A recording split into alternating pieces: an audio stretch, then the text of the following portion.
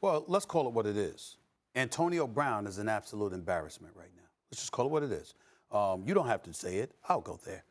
It's embarrassing to see what he's doing. It's embarrassing to see the lack of professionalism. I'm not questioning his greatness because this guy is one of the greatest receivers in the game today. For the last 6 years, a minimum of 101 receptions for 1,284 yards, a minimum over each of the last 6 seasons. He's absolutely spectacular as a talent. But with that talent has come an elevated level of arrogance that, as far as I'm concerned, is going to exact collateral damage against bodies far extending beyond him. They're going to use Antonio Brown. They're going to look at his behavior, and they're going to see, this is the kind of stuff that we're talking about. I'm not saying it's going to be fair. I'm not saying it's the right thing for owners to do, but the reality of the situation, these are the kind of things that transpire. And one of the things that we do on this show, and I try to be as fair-minded as I possibly can, and I try to paint a picture, particularly for Black Americans, about what the plight is, what the challenge is that you face when you go out into the real world. You know and I know it's a constant uphill climb. In our community, we consistently talk about needing to be twice as good to get half as much and all of these other things that are associated with those kind of terminologies. And then you have somebody like Antonio Brown, who's nothing short of greatness. And the second it's validated via money, contract dollars, cachet, perceived or literal or what have you, what does he do? He goes out and acts like this. Dominique, there are over 2,000 players in the NFL at this particular moment in time. It'll get dwindled down, but it's over 2,000 players.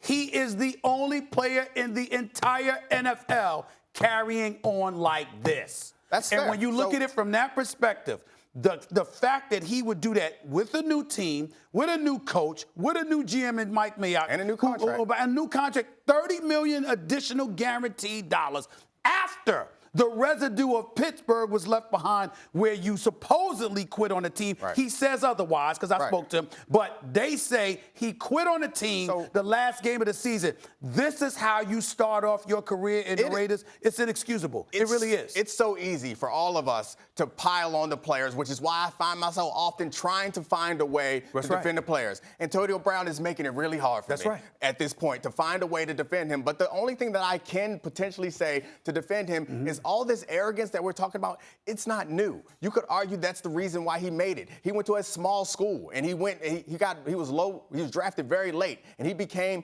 if not the best, one of the best receivers in the game. That is tied to the person that he is. And I agree that now he can still believe. Now it's possible that if you have, like I mentioned before, he's an artist. If you try to change out the paintbrushes on a great artist, they might say that they cannot create the art that they once did. So I think that is the best possible defense I can have for AB in his helmet issue. But I would still challenge you on us as Black men feeling a responsibility to point this kind of stuff out. And here's why. And here's why. When somebody messes up to the rest of America, that ain't us. That's you. That's him.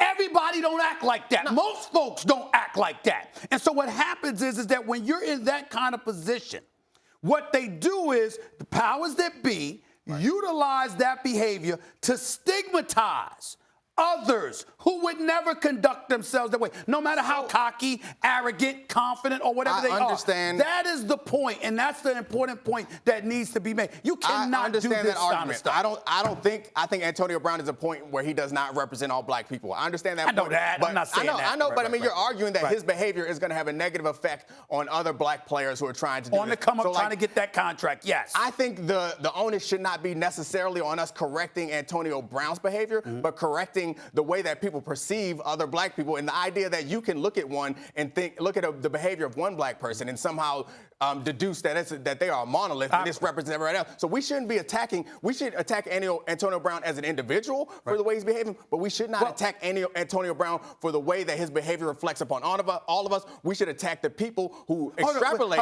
the behavior. And my retort to that was, how about both? Because guess what? When I talk about Antonio Brown, okay, we can attack the system. I'm going to attack the system any day of the week. We know that, but here's the reality of the situation. You threw Mike Tomlin under the bus. You threw Juju Smith under the bus.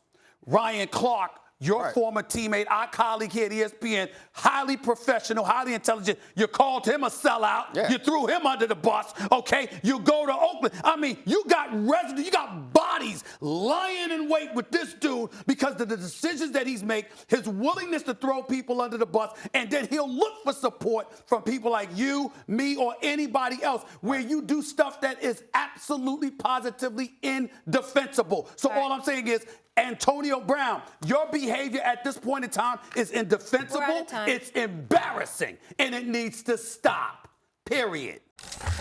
Thank you so much for watching ESPN on YouTube. For more sports highlights and analysis, be sure to download the ESPN app. And for live streaming sports and premium content, subscribe to ESPN+.